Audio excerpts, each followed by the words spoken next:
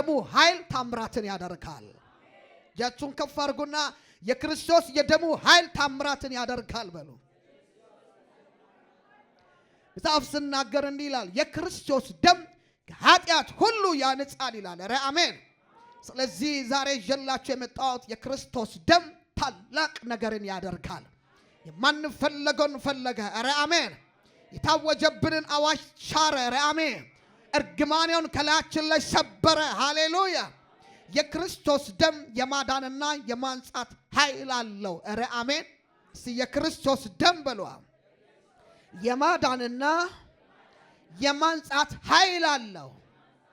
በደም ውስጥ ያለው ኃይልና ስልጣን ኃጢአትን ሁሉ የሚያነጻ ነው። የልጁ የኢየሱስ ክርስቶስ ደም ከኃጢአት ሁሉ ያነጻል ይላል። ኧረ አሜን። ኃጢአት ህሊናችንን አርክሶ በእግዚአብሔር ፊት ለመቅረብ ድፍረት ሲያሳጣን ሰይጣን ያለማቋረጥ በሚከሰን ጊዜ ህሊናችንን ኢየሱስ ጌታ ነው ፈጽሞ ሊያነጻ የሚችል የጌታችን የኢየሱስ ክርስቶስ ቅዱስ ደም ብቻ ነው። ኧረ አሜን። ዛሬ ይህን ቃል እየሰሙ ላሉት ሁሉ የክርስቶስ ደም ኃይል አለው። ሃሌሉያ ሃሌሉያ። የክርስቶስ ደም ከኃጢአት ሁሉ ያነጻል። ኢየሱስ ጌታ ነው። ሰይጣን ያቆሸሸውን ህሊና፣ ሰይጣን ያበላሸውን ነገር የክርስቶስ ደም የማንጻት ኃይል አለው። አሜን።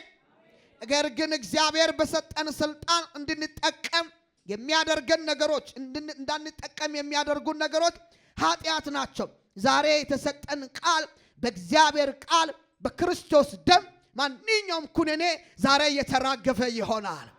ደሙ ኃይላችን ነው። አሜን። በእግዚአብሔር ቃል ላይ ስንመለከት የመንፈሱን ሰይፍ ያዙ፣ እርሱም የእግዚአብሔር ቃል ነው። ምክንያቱም የእግዚአብሔር ቃል ሕያውና የሚሰራ ሁለት አፍ ካለው ሰይፍ ይልቅ የተሳለ ነው ይላል። ሃሌሉያ። ኢየሱስ ያድናል። ኤፌሶን መጽሐፍ ምዕራፍ 6 ከቁጥር 17፣ ዕብራውያን መጽሐፍ ምዕራፍ 4 ከቁጥር 12 ላይ፣ ኤርምያስ መጽሐፍ ምዕራፍ 23 ከቁጥር 29 በፍጥነት እንከፍታለን። ሃሌሉያ። የጌታ ስም የተባረከ ይሁን። ኤፌሶን መጽሐፍ ምዕራፍ 6 ክፈቱ ቶሎ ብላችሁ ታይም ለመጠቀም።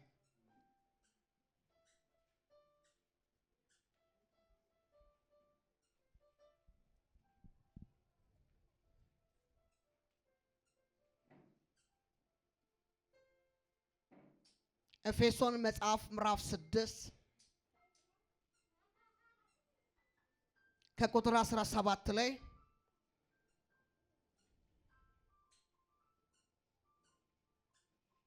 የእግዚአብሔር ቃል እንዲህ ይላል፣ የማዳንንም ራስ ቁር የመንፈስንም ሰይፍ ያዙ፣ እርሱም የእግዚአብሔር ቃል ነው ይላል። ሃሌሉያ።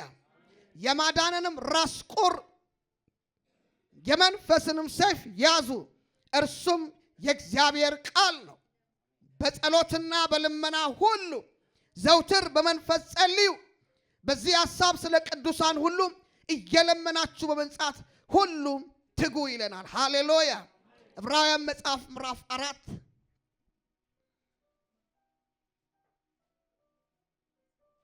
ዕብራውያን መጽሐፍ ምዕራፍ 4 ከቁጥር 12 ላይ፣ ኤርምያስ መጽሐፍ ምዕራፍ 23 ከቁጥር 29 ላይ፣ ዕብራውያን መጽሐፍ ምዕራፍ 4 ያወጣችሁም ካላችሁ ኦኬ። ዕብራውያን መጽሐፍ ምዕራፍ 4 ከቁጥር 12 ላይ እግዚአብሔር ቃል እንዲህ ይላል፣ የእግዚአብሔር ቃል ሕያው ነውና የሚሰራም ሁለት አፍ ካለው ሰይፍ ይልቅ የተሳለ ነው፣ ነፍስንና መንፈስን ጅማትንና ቅልጥምን እስኪለይ ድረስ ይወጋል፣ የልብንም ስሜትና ሐሳብ ይመረምራል ይላል። ሃሌሉያ። ይህ የእግዚአብሔር የቃሉ ኃይል ነው። ይህ የቃሉ ጉልበት ነው። ኢየሱስ ጌታ ነው። ስለዚህ ወገኖች የክርስቶስ ደም ከኃጢአት ሁሉ ያነጻል ሲባል ዝም ብሎ ንግግር ሳይሆን እርግጥ ይሰራል። አሜን። ቃሉ ይሰራል በሉ። ቃሉ ይሰራል። የማን ቃል? የእግዚአብሔር ቃል። ኢየሱስ ጌታ ነው። እዚህ ሆናችሁ ስታውጁ እዛ ያለው የእናንተ ነገር ወዲያውም የተለቀቀ ይሆናል። ይህን የሚያደርገው የቃሉ ጉልበት ይሆናል። ሃሌሉያ። ኤርምያስ መጽሐፍ ምዕራፍ 23 ትንቢተ ኤርምያስ መጽሐፍ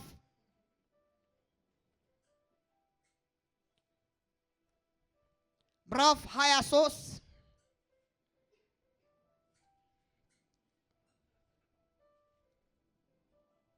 ምዕራፍ 23 ከቁጥር 29 ላይ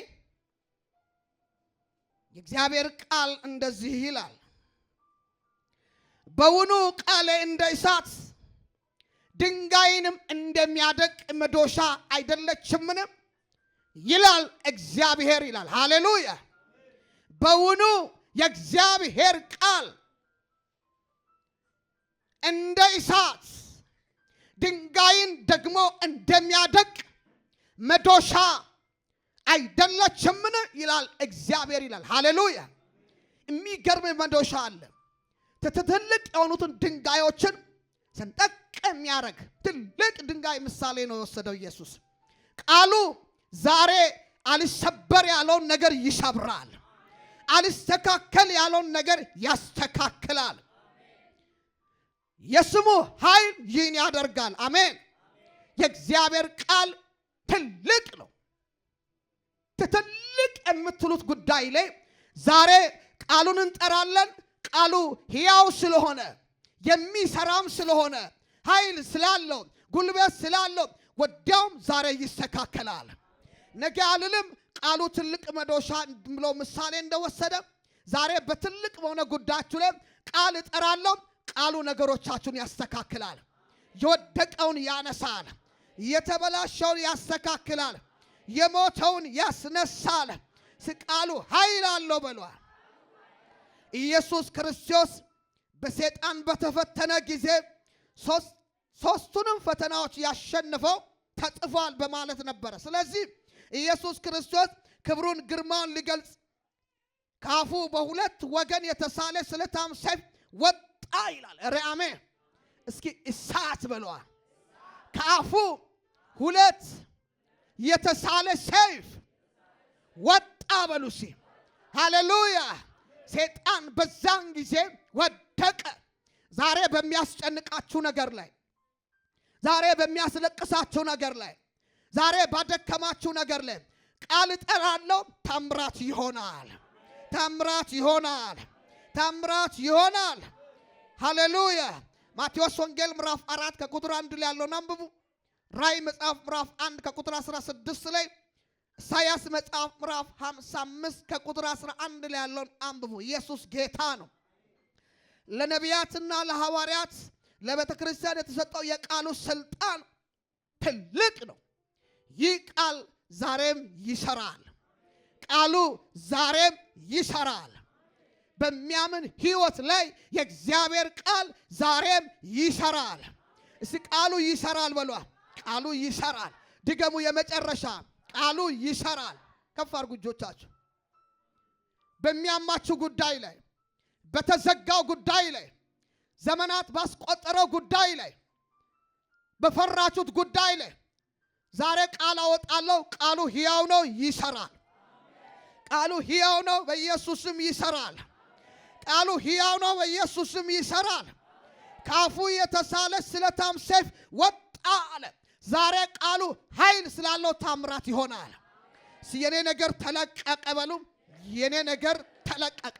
ድገሙ። የመጨረሻ የኔ ነገር ተለቀቀ። የኔ ነገር አይበላሽም በሉ። የኔ ነገር አይበላሽም። አጨብጭቡ ለእግዚአብሔር ቃል። ሃሌሉያ። እውነት ነው። በእግዚአብሔር ቃል ላይ የተመሰረተ ሕይወት ይኖራችሁ። በምንም ነገር ላይ ሳትፈሩ ትልቅ የተደረገላችሁ ሰዎች ናችሁ። ትልቅ የእግዚአብሔር ፕሮግራም ያለባችሁ ሰዎች ናቸው። ሃሌሉያ። ስለዚህ ቅዱሳን የተሰጠላችሁን ቦታ፣ የተደረገላችሁን ነገር እንድታስተውሱ እፈልጋለሁ። ኤርምያስ መጽሐፍ ምዕራፍ 1 ከቁጥር ከ9 እስከ 10 እግዚአብሔር ሰው ታነብልኛለህ። ከዛ እንጨርሳለን። ሃሌሉያ። ኤርምያስ መጽሐፍ ምዕራፍ 1 ከቁጥር 9 እስከ 10 ሁላችሁም ክፈቱ የእግዚአብሔርን ቃል።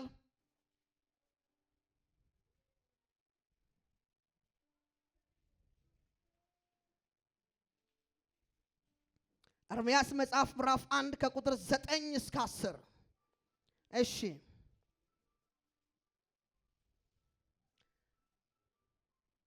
ሃሌሉያ። ቁጥር 9 እስከ 10 ያለው ትንቢተ ኤርምያስ በጌታ በኢየሱስ ክርስቶስ ስም የእግዚአብሔርን ቃል እንሰማለን። እግዚአብሔርም እጁን ዘርግቶ አፌንም ዳሰሰ። እግዚአብሔርም እነሆ ቃሌን በአፊ ውስጥ አኑሬአለሁ፣ እነሆ ትነቅልና ታፈርስ ዘንድ ታጠፋና ትገለብጥ ዘንድ ትሰራና ትተክል ዘንድ በአሕዛብና በመንግሥት ላይ ዛሬ አድርጌአለሁ። ሃሌሉያ። እሺ የእግዚአብሔር ቃል ኤርምያስ ሆይ ምን ታያለህ እያለ የእግዚአብሔር ቃል ወደ እኔ መጣ። እኔም የለውዝን በትር አያለሁ አለው። ሃሌሉያ። ማሎሴ ካቶራ ዴናማ ሻላቦሪያ።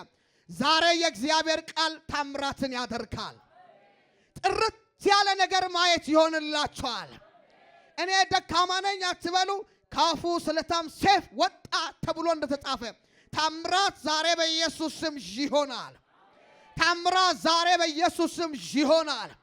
በቤታችሁ ላይ ታምራት ይሆናል። የክርስቶስ ደም ከኃጢአት ሁሉ ያነጻል። ለእግዚአብሔር ቃል ከፍ ያለ ክብር ይሆን፣ ከፍ ያለ ክብር ይሆን። ማቴዎስ ወንጌል ምዕራፍ 7 ከቁጥር 24 እስከ 25። የማቴዎስ ወንጌል ምዕራፍ 7 ከቁጥር 24 እስከ 25 እንደዚህ ይላል። ስለዚህ ይህን ቃልን ሰምቶ የሚያደርግ ሁሉ ቤቱን በዓለት ላይ የሰራ ልባም ሰውን ይመስላል። ዝናብም ወርዶ ጎርፍም መጣ፣ ንፋስም ነፈሰ፣ ያን ቤት ገፋው፣ በዓለት ላይም ስለተመሰረተ አልወደቀም። ይህንም ቃል ሰምቶ የሚያደርግ ሰው ሁሉ ቤቱን በአሸዋ ላይ የሰራ ሰነፍ ሰው ይመስላል። ዝናብ ወርዶ ጎርፍም መጣ፣ ንፋስም ነፈሰ፣ ያን ቤት መታው፣ ወድቆም አወዳደቁም ታላቅ ሆነ ይላል። ኢየሱስ ጌታ ነው።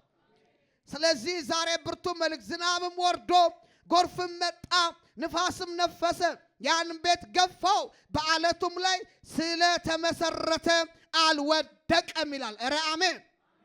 በዓለት ላይ የተመሰረተ፣ በቃሉ ላይ የተመሰረተ ምንም አይነት ሰልፍ ቢመጣ፣ ምንም አይነት ወጀብ ቢነሳ ጸንቶ ይቆማል። ሃሌሉያ። ይህ የእግዚአብሔር ቃል ነው። ኢየሱስ ጌታ ነው። ኢየሱስ ያድናል በሉ። ኢየሱስ ያድናል። ክብር ለኢየሱስ ይሁን። ሰይጣን የእግዚአብሔርን ቃል መቋቋም አይችልም። እናንተ አምናችሁ ዛሬ እናገራለሁ። በበሽታችሁ ላይ፣ በጥያቄያችሁ ላይ፣ ባደከማችሁ ነገር ላይ ቃል ተናገሩ። ቃሉ ሕያው ስለሆነ ታምራትን ያደርጋል። ቃሉ ሕያው ስለሆነ ታምራትን ያደርጋል። በዘገየው ነገር ላይ ዛሬ ታምራት ይሆናል። በፈራችሁት ጉዳይ ላይ ዛሬ ታምራት ይሆናል። 3 ዓመት ባስቆጠረው ጉዳይ ላይ፣ ሳምንት ባስቆጠረው ጉዳይ ላይ፣ ውስብስብ በሆነው ጉዳይ ላይ ዛሬ ቃል መጥቷል። ታምራት ይሆናል። ይሆናል በሉሲ ይሆናል። የመጨረሻ ይሆናል። ቃል ይሰራል። ቃል ይተክላል። ቃል ይነቅላል። ቃሉ ራሱ ኢየሱስ ነው። ዮሐንስ ወንጌል ምዕራፍ 1 ላይ በመጀመሪያም ቃል ነበረ፣ ቃልም በእግዚአብሔር ዘንድ ነበረ፣ ቃልም ራሱ እግዚአብሔር እንደሆነ ይናገራል። ሃሌሉያ። ቃል ጠርቷችሁ እዚህ የመጣችሁ ድብልቅልቅ ያለ እልልታ፣ ጭብጨባ ለቃሉ ንጉሥ። ሃሌሉያ። በቃል የተጀመረው በቃል ያልቃል። በኢየሱስም ሰይጣን የዘጋውን ቃል ይከፍታል። ሰይጣን ያበላሸውን ነገር ቃል ያስተካክላል። በዚህ ቃል መሰረት ቆመን እንጸልያለን። ሃሌሉያ። ይህ ቃል ኃይል ያለው